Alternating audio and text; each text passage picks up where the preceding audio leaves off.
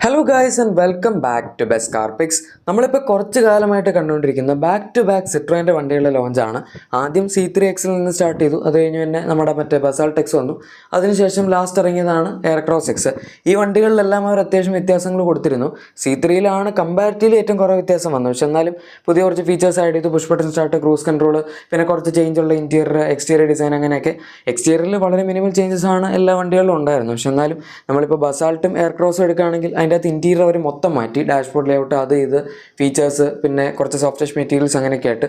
C3യിലും ഡാഷ്ബോർഡിൽ ചെറിയൊരു soft touch insert കൊടുത്തായിരുന്നു. പക്ഷേ അതിൻ്റെ അകത്ത് ലേഔട്ട്, അതായത് ഡാഷ്ബോർഡിൻ്റെ ഡിസൈനിൽ പ്രത്യേകിച്ച് വ്യത്യാസമൊന്നും ഇല്ലായിരുന്നു. ഏതായാലും ഇവരിപ്പോൾ യൂറോ സ്പെക് C3 ഇന്ത്യയിൽ ടെസ്റ്റ് ചെയ്തുകൊണ്ടിരിക്കുകയാണ്. ഇത് കഴിഞ്ഞ ദിവസം ബാംഗ്ലൂരിൽ നിന്ന് വന്ന ലീഗ് ഡിമേഴ്സ് ആണ്. ആൻഡ് ഇതിൻ്റെ അകത്ത് അവർ പ്രത്യേകിച്ച് വലിയ ക്യാമഫ്ലാജ് ഒന്നും ചെയ്തിട്ടില്ല. സാധാരണ സിട്രോയിൻ ഇന്ത്യയിൽ വണ്ടികൾ ഇറക്കുമ്പോൾ നല്ല ഹെവി ക്യാമഫ്ലാജിലാണ് ടെസ്റ്റ് ചെയ്യാറുള്ളത്, അതായത് ഇന്ത്യയിൽ ഇറക്കാൻ വേണ്ടി ഉറപ്പിച്ചിട്ടുള്ള വണ്ടികൾ. ഇതിൻ്റെ അകത്ത് പക്ഷേ അവർ ജസ്റ്റ് ലോഗോ കാണാതിരിക്കാൻ ഫ്രണ്ടിലും ബാക്കിലും ലോഗോ മാത്രമാണ് കവർ ചെയ്തിട്ടുള്ളത്. ഏതായാലും ഡിസൈൻ നോക്കുകയാണെങ്കിൽ ഇപ്പോൾ UK-യിലും യൂറോപ്പിലൊക്കെ വരുന്ന എക്സാക്ട് സെയിം വണ്ടിയാണ്. ഈ C3 ആണ്, അതായത് ഇലക്ട്രിക് C3 ആണ്, നമ്മുടെ നോർമൽ പെട്രോൾ പവർഡ് C3 അല്ല. ആക്ച്വലി ഇതിൻ്റെ ഡിസൈൻ എടുക്കുകയാണെങ്കിൽ നല്ല വ്യത്യാസമുണ്ട്. നമുക്ക് ഇന്ത്യയിൽ കിട്ടുന്ന വണ്ടി വെച്ച് കമ്പയർ ചെയ്യാനേ പറ്റില്ല. കാരണം അതിൻ്റെ ലൈറ്റ്സ് വ്യത്യാസമുണ്ട്, അതിൻ്റെ ഒരു പ്ലേസ്മെൻറ്റ് വ്യത്യാസമുണ്ട്, പിന്നെ ബമ്പർ, ഗ്രില്ല്, സിട്രോയിൻ്റെ പുതിയ ലോഗോ, ഫോഗ് ലാംപ്സിൻ്റെ പ്ലേസ്മെൻറ്റ്, അങ്ങനെ മൊത്തത്തിൽ നോക്കുകയാണെങ്കിൽ കുറച്ചും കൂടെ ഒരു പ്രീമിയം ടച്ചിലാണ് ഈ വാഹനത്തിൻ്റെ ഡിസൈൻ ഇരിക്കുന്നത്. ഇവിടെ നമുക്ക് ഇവരുടെ ഇൻറ്റേർണൽ കമ്പഷൻ എഞ്ചിനിൽ നിന്ന് ഡിറൈവ് ചെയ്തിട്ടുള്ള പ്ലാറ്റ്ഫോമിൽ വരുന്ന ഒരു വണ്ടിയാണ് കിട്ടുന്നത്. ഇത് പക്ഷേ ഇലക്ട്രിക് വണ്ടിയാണ്. സോ ഈവൻ സൈഡ് പ്രൊഫൈലൊക്കെ നോക്കുകയാണെങ്കിൽ നമുക്ക് കുറച്ചും കൂടെ ബിഗർ വീൽസ് കിട്ടുന്നുണ്ട്. പിന്നെ ഡോർ ഹാൻഡിൽസ് ഇതിനകത്ത് ഗ്ലോസി ബ്ലാക്ക് ഫിനിഷിലാണ് വരുന്നത്. അതെനിക്ക് പേഴ്സണലി അത്ര ഇഷ്ടമല്ല. ഇത് ആ ഒരു യൂറോപ്പിൽ നിന്ന് അതുപോലെ തന്നെ കൊണ്ടുവന്ന വണ്ടികളുണ്ട്. കാരണം ബാക്കിലൊക്കെ പ്രൈവസി ഗ്ലാസ് ഉണ്ട്. ഇന്ത്യയിൽ നമുക്കങ്ങനെ പ്രൈവസി ഗ്ലാസ് പൊതുവേ കമ്പനികൾ കൊടുക്കാറില്ല. ഈ കൊടുക്കുകയാണെങ്കിൽ തന്നെ കുറച്ച് പ്രീമിയം വണ്ടികളാണ്. പക്ഷേ എന്നാലും ബാക്കിൽ മാത്രമായിട്ട് ചിണ്ടി വരുന്ന പരിപാടിയില്ല. UK-യിലും യൂറോപ്പിലും അങ്ങനത്തെ രാജ്യങ്ങളിലൊക്കെയാണ് അവർ ചെയ്യാറ്. എനിവേ, സൈഡ് ഡിസൈനൊക്കെ എടുക്കുകയാണെങ്കിൽ ഏകദേശം നമുക്ക് ഇന്ത്യയിൽ കിട്ടുന്ന C3 ആയിട്ട് കുറച്ചൊക്കെ സിമിലർ ആണ് എന്ന് പറയാം. ഇനി റിയർ ഡിസൈൻ്റെ കാര്യം എടുക്കുകയാണെങ്കിലും ഓൾമോസ്റ്റ് ഇതുപോലൊക്കെ തന്നെയാണ്. അതായത് നമുക്ക് നമ്മുടെ വണ്ടി വെച്ച് കമ്പയർ ചെയ്യുമ്പോൾ നല്ല വ്യത്യാസമുണ്ട്. ടെയിൽ ലാംപ്സ് ഫുൾ LED ആണ്, നമുക്കിവിടെ കിട്ടുന്ന ഹാലജൻ ആണ്. ആൻഡ് ഈവൻ ബൂട്ടിൻ്റെ ഡിസൈൻ ആണെങ്കിലും ഇത്രയും അതായത് കണക്റ്റഡ് ബ്ലാക്ക് എലമെൻറ്റ് അങ്ങനത്തെ സാധനങ്ങളൊന്നുമില്ല. ഇത് കുറച്ചും കൂടെ കാണുമ്പോൾ ഫ്രണ്ടിൽ പറഞ്ഞ പോലെ തന്നെ ബാക്കിൽ ഒരു ഇത്തിരി പ്രീമിയം ആയിട്ട് തോന്നും. പിന്നെ ഒരു സ്പോയിലർ കൊടുത്തിട്ടുണ്ട്, ബമ്പറിൻ്റെ ഡിസൈനിൽ വ്യത്യാസമുണ്ട്. ഈ C3യുടെ ബാഡ്ജിങ് ഒക്കെ അവർ കവർ ചെയ്തിട്ടുണ്ട് വണ്ടി മനസ്സിലാവാതിരിക്കാൻ. അതുപോലെ തന്നെ കമ്പനി മനസ്സിലാവാതിരിക്കാൻ ഫ്രണ്ടിൽ പറഞ്ഞ പോലെ തന്നെ അവർ ലോഗോ മൊത്തം കവർ ചെയ്തിട്ടുണ്ട്. അത് മാത്രമേ ഇതിനകത്ത് ക്യാമഫ്ലാജ് ഉള്ളൂ. അതുകൊണ്ടാണ് ഈ വണ്ടി ഡയറക്റ്റ് ഇന്ത്യയിൽ ഇറക്കാനായിരിക്കില്ല എന്ന് പറയാനുള്ള കാരണം. സംഭവം സിട്രോയിൻ തന്നെയാണ് ഇറക്കിയിട്ടുള്ളത്. കാരണം ബാംഗ്ലൂർ എന്ന് പറയുമ്പോൾ കർണാടകത്തിലാണ് അവരുടെ പ്ലാന്റ് ഉള്ളത്. സോ അവിടെ അടുത്തായിട്ട് എന്തെങ്കിലും ഒരു കോമൺ ടെസ്റ്റിങ്ങിൻ്റെ ഭാഗമായിട്ടായിരിക്കണം എന്നാണ് പറയുന്നത്. ഒന്നെങ്കിൽ അവർ അഡാസ് ടെസ്റ്റ് ചെയ്യുന്നതായിരിക്കും. കാരണം ഇപ്പം മിക്ക വണ്ടികളും അഡാസ് കിട്ടുന്നുണ്ട്. അതുകൊണ്ട് പുറത്തുള്ള വണ്ടിയുടെ അഡാസ് അവർക്ക് എങ്ങനെ ഇവിടെ ട്വീക്ക് ചെയ്യാം എന്നുള്ള രീതി നോക്കാനായിരിക്കാം ചിലപ്പോൾ ഒരു സംഭവം വരാൻ പോകുന്നത്. അല്ലെങ്കിൽ ചിലപ്പം വേറെ എന്തെങ്കിലും സാധനങ്ങൾ, എന്തെങ്കിലും ഒരു കോമ്പണൻ്റ് ടെസ്റ്റിംഗ് ആയിക്കോട്ടെ, അല്ലെങ്കിൽ പ്ലാറ്റ്ഫോം. ഇപ്പോൾ ഇവർക്ക് ഇലക്ട്രിക് C3 കുറച്ച് പുതിയതാക്കണം. ഇപ്പം നമുക്ക് ഇലക്ട്രിക് C3യിലാണ് പ്രത്യേകിച്ച് അപ്ഡേറ്റ് ഒന്നും വരാത്തത്. ബാക്കി വണ്ടികളെല്ലാം 3 ഉണ്ടായിരുന്നവർ അപ്ഡേറ്റ് ചെയ്തു. ഇലക്ട്രിക് C3 പക്ഷേ ഇറക്കിയിട്ട് ഇതുവരെ അവരൊന്നും ചെയ്തിട്ടില്ല. അതിൻ്റെ അകത്ത് ഫീച്ചേഴ്സും ആഡ് ചെയ്തിട്ടില്ല. ഇപ്പോഴും പഴയ ഉണ്ടായിരുന്ന ആ സെയിം ഡാഷ്ബോർഡ് ആയിക്കോട്ടെ, പിന്നെ ഫീച്ചേഴ്സ് ആണെങ്കിലും ഓട്ടോ AC ഇല്ല, അതുപോലെ നമ്മുടെ പുഷ് ബട്ടൺ സ്റ്റാർട്ട് ഇല്ല, ഓട്ടോ ഡിമിങ് IR വ്യൂംസ് ഇല്ല, വീൽസ് ടോപ്പ് എൻഡിൽ ഓപ്ഷൻ, അങ്ങനത്തെ സംഭവങ്ങളൊക്കെയാണ് ഇപ്പോഴും അതിൻ്റെ അകത്തുള്ളത്. അത് അവർ മാറ്റിയിട്ടില്ല. ചിലപ്പോൾ അധികം സെയിൽ ഇല്ലാത്തതുകൊണ്ടായിരിക്കും. പക്ഷേ ടെക്നിക്കലി അത്യാവശ്യം സെയിലുണ്ട്. ഏകദേശം ഒരു 100-200 ഇടയിലൊക്കെ അവർ അത് വിൽക്കുന്നുണ്ട്.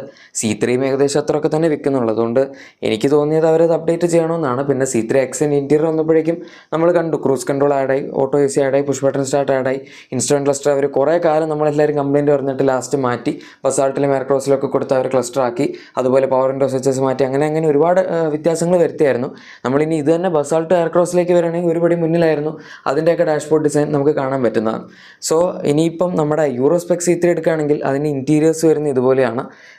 നല്ല വ്യത്യാസമുണ്ട്. നമുക്ക് ഇന്ത്യയിൽ കിട്ടുന്ന ആക്ച്വലി ബസാൾട്ടിൻ്റെയും എയർക്രോസിൻ്റെ ഇൻറ്റീരിയർ ഒരു പരിധി വരെ അവർ ഇതുപോലെയൊക്കെ ആക്കാൻ നോക്കിയിട്ടുണ്ട്.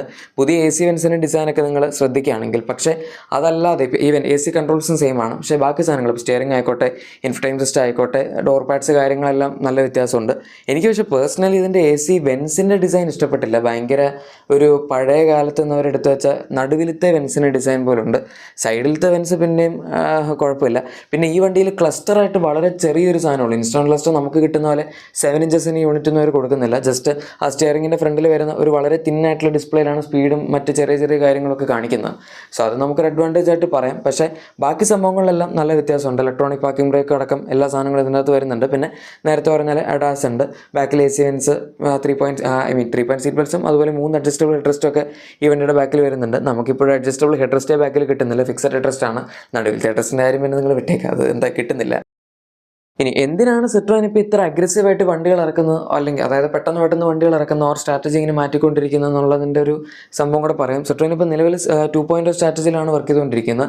അവരാദ്യം C3 ഇറക്കിയത് C ക്യൂബ്ഡ് ആർക്കിടെക്ചർ എന്ന് പറഞ്ഞൊരു പ്ലാറ്റ്ഫോമിലായിരുന്നു, or CMP platform, common modular പ്ലാറ്റ്ഫോമാണ്. C ക്യൂബാണ് അവരുടെ പൊതുവെ പറയുന്നൊരു സ്ട്രാറ്റജിയുടെ പേരുണ്ടായിരുന്നത്. സോ അതിൻ്റെ അകത്ത് 3 വണ്ടികൾ പ്ലാൻ ചെയ്തു, അതുപോലെ ഒരു ഇലക്ട്രിക് വണ്ടിയും പ്ലാൻ ചെയ്തു.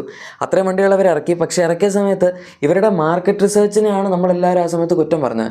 എന്തുകൊണ്ടാണ് ഇവർ ഇത്രയും ചീപ്പ് വണ്ടികൾ ഇറക്കുന്നത്, അവർക്ക് എന്നാൽ പിന്നെ നന്നാക്കി ഫീച്ചേഴ്സൊക്കെ കൊണ്ട് വണ്ടികൾ ഇറക്കിക്കൂടെ.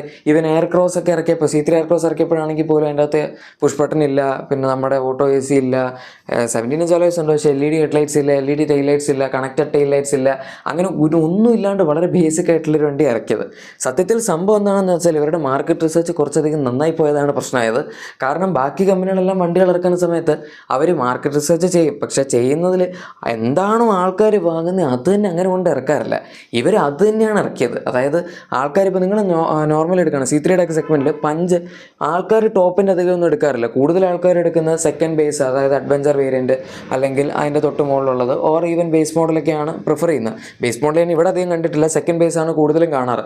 സോ പഞ്ചിൻ്റെ സെക്കൻഡ് ബേസിലുള്ള ഫീച്ചേഴ്സ് എല്ലാം ഈ വണ്ടിക്കകത്തുണ്ട്. C3യുടെ ടോപ്പിൻ്റെ നിങ്ങൾ എടുക്കുകയാണെങ്കിൽ, ഓർ C3യുടെ മിഡിൽ വേരിയൻറ്റ് എന്താണെങ്കിലും, അതായത് നമ്മുടെ മറ്റേ ടച്ച് സ്ക്രീൻ ആയിക്കോട്ടെ, പവർ വിൻഡോസ് ആയിക്കോട്ടെ, അങ്ങനത്തെ സാധനങ്ങളൊക്കെ അവർ കൊടുത്തു. പക്ഷെ പ്രശ്നം എന്താണെന്ന് വെച്ചാൽ ആൾക്കാർ പഞ്ചിനെ ടോപ്പിന് നോക്കുമ്പോൾ അതിൻ്റെ അകത്ത് സൺറൂഫ് അടക്കമുള്ള സാധനങ്ങൾ വരുന്നുണ്ട്. അങ്ങനെ കമ്പയർ ചെയ്യുന്ന സമയത്ത് ഇത് ഭയങ്കര ഇൻഫീരിയർ ആയിട്ട് തോന്നും, ഫീച്ചേഴ്സ് കുറവായിട്ട് തോന്നും, പ്രൈസ് കൂടുതലായിട്ട് ചിലപ്പോൾ നമുക്ക് തോന്നും. പക്ഷേ നോർമലി പഞ്ചിൻ്റെ എന്താണോ റെസ്പെക്റ്റീവ് വേരിയൻസ് വെച്ച് നമ്മൾ കമ്പയർ ചെയ്യുന്നത് അതുമായിട്ട് കമ്പയറബിൾ ആയിട്ടുള്ള പ്രൈസിങ് ആയിരിക്കും. ഇവർ ഇനീഷ്യലി വണ്ടി ഇറക്കിയ സെയിം പ്രൈസിങ്ങിൽ തന്നെയാണ് ഇപ്പോൾ എക്സ് മോഡൽസ് എല്ലാം കൊടുക്കുന്നത്. ഒന്നിൻ്റെയും പ്രൈസും കൂട്ടിയിട്ടില്ല, ഒന്നും ചെയ്തിട്ടില്ല. അതുകൊണ്ട് ബേസിക്കലി നമുക്ക് പ്രത്യേകിച്ച് വലിയ നഷ്ടമൊന്നുമില്ല. കൂടുതൽ ഫീച്ചേഴ്സ് എല്ലാ സാധനങ്ങളും അഡീഷണൽ ആണ് ഇപ്പോൾ കിട്ടുന്നത്. അങ്ങനെ ആദ്യം ചെയ്ത ആ ഒരു മണ്ടത്തരത്തിൽ നിന്ന്, അതായത് ആൾക്കാർക്ക് കാണുമ്പോൾ തന്നെ ഒരു നല്ല ഇത് വരണം. ഇപ്പോൾ ക്രെറ്റയുടെ കേസ് എടുക്കുകയാണെങ്കിലും കൂടുതൽ ആൾക്കാർ എടുക്കുന്നത് ക്രെറ്റയുടെ ബേസ് മോഡലും സെക്കൻഡ് ബേസും ഒക്കെയാണ്. ടോപ്പിൻ്റെ എടുക്കുന്ന ആൾക്കാർ വളരെ കുറവാണ്. പക്ഷേ എന്നിട്ടും അവർ C3 എയർ ക്രോസ് നോക്കിയ സമയത്ത് ക്രെറ്റയുടെ ബേസ് മോഡലാണല്ലോ ആൾക്കാർ എടുക്കുന്നത്. എന്നാൽ പിന്നെ നമുക്ക് അതിൻ്റെ അകത്തുള്ളതിലും കൂടുതൽ ഫീച്ചേഴ്സ്, അല്ലെങ്കിൽ അതിൻ്റെ സെക്കൻഡ് ബേസ് മോഡലുള്ള ഫീച്ചേഴ്സ് എല്ലാം കൂടെ കൊടുത്തൊരു വണ്ടി ഇറക്കാം എന്നുള്ള ഉദ്ദേശത്തിൽ അവരത് ഇറക്കി. പക്ഷേ അത് ആരും വാങ്ങിയില്ല, ആരും വാങ്ങിയില്ല എന്ന് പറയാം ക്രെറ്റ വെച്ച് കമ്പയർ ചെയ്യുമ്പോൾ. അതൊക്കെയാണ് സംഭവിച്ചത്.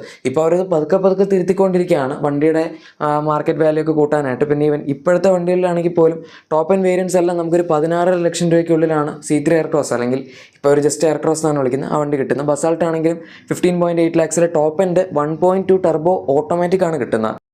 ബാക്കിയുള്ള വണ്ടികളിലൊക്കെ ടർബോ പെട്രോൾ നമുക്ക് ആകെപ്പാട് ഫോക്സ് വാൻ ടൂപ്പിലാണ് ബേസിക്കായിട്ട് കിട്ടുന്നത്. ഇനി അതല്ലാതെ എണ്ണ എടുക്കുകയാണെങ്കിൽ പോലും ഓട്ടോമാറ്റിക് നമുക്ക് ടോപ്പ് എൻഡൊന്നും ഒരു രീതിയിലും 16 ലക്ഷം രൂപയിൽ കിട്ടില്ല SUVസിൻ്റെ. സോ ഇവരുടെ മാർക്കറ്റ് റിസർച്ചും വണ്ടികളൊക്കെ നല്ലതാണ്. പക്ഷെ നമ്മളത് മര്യാദയ്ക്ക് മനസ്സിലാക്കിയില്ലെന്ന് തോന്നുന്നു. പിന്നെ ഇപ്പം എന്തായാലും കുഴപ്പമൊന്നുമില്ല, അവർ പ്രൈസ് കൂട്ടാതെ വണ്ടിയുടെ ഫീച്ചേഴ്സ് കൂട്ടി, ആൻഡ് നമുക്ക് പ്രത്യേകിച്ച് നഷ്ടമൊന്നും അതിൽ നിന്ന് വരുന്നില്ല. മൊത്തത്തിൽ അവർ വണ്ടികളെല്ലാം നന്നായിട്ട് ഇമ്പ്രൂവ് ചെയ്യുന്നുണ്ട്. പിന്നെ ഇനീഷ്യലി ഉണ്ടായിരുന്ന വണ്ടികളുടെ ക്വാളിറ്റിയൊക്കെ ഭയങ്കര മോശമായിരുന്നു. അതിൻ്റെ അകത്ത് കയറിയാലും നമുക്ക് ഭയങ്കര ചീപ്പ് ഫീലിംഗ് ആയിരുന്നു വരുന്നത്. C3 ആയാലും ഈവൻ എയർ ക്രോസിൻ്റെ ഒക്കെ ആണെങ്കിൽ പോലും AC ഒക്കെ ഭയങ്കര ഫ്ലിംസ് ആയിരുന്നു. ഞാൻ അന്ന് എൻ്റെ വീഡിയോസിലൊക്കെ പറഞ്ഞിട്ടുള്ള. ഇപ്പോൾ അതൊക്കെ ഓക്കെ ആക്കി. അതുകൊണ്ട് മൊത്തത്തിൽ ക്വാളിറ്റി ലെവൽസൊക്കെ ഒരു ഇമ്പ്രൂവ് ചെയ്ത് വരുന്നുണ്ട്. ഇനി നമുക്ക് നോക്കാം എന്ത് സംഭവിക്കുന്നുള്ളത്. എന്താണ് നിങ്ങളുടെ അഭിപ്രായം താഴെ കമൻസിൽ പറയുന്നതിനെപ്പറ്റി. അതുപോലെ നിങ്ങളുടെ എക്സിസ്റ്റിംഗ് വാഹനത്തിന് എന്തെങ്കിലും ആക്സറീസോ ക്ലീനിങ് പ്രോഡക്ട്സ് ആണെങ്കിൽ നമ്മുടെ ഡിസ്ക്രിപ്ഷൻ എല്ലാ പ്രോഡക്റ്റ്സും കൂടെ ചെക്കൗട്ട് ചെയ്തേക്കാം. വീഡിയോ ഇഷ്ടപ്പെട്ടെങ്കിൽ മറക്കാതെ തന്നെ ലൈക്കും സബ്സ്ക്രൈബും ഷെയറും കൂടെ ചെയ്ത് നമ്മളെ സപ്പോർട്ട് ചെയ്യാനും മറക്കണ്ട. നമുക്ക് മറ്റൊരു വീഡിയോയിൽ കാണാം. അതുവരെ thank you for watching my video and good bye.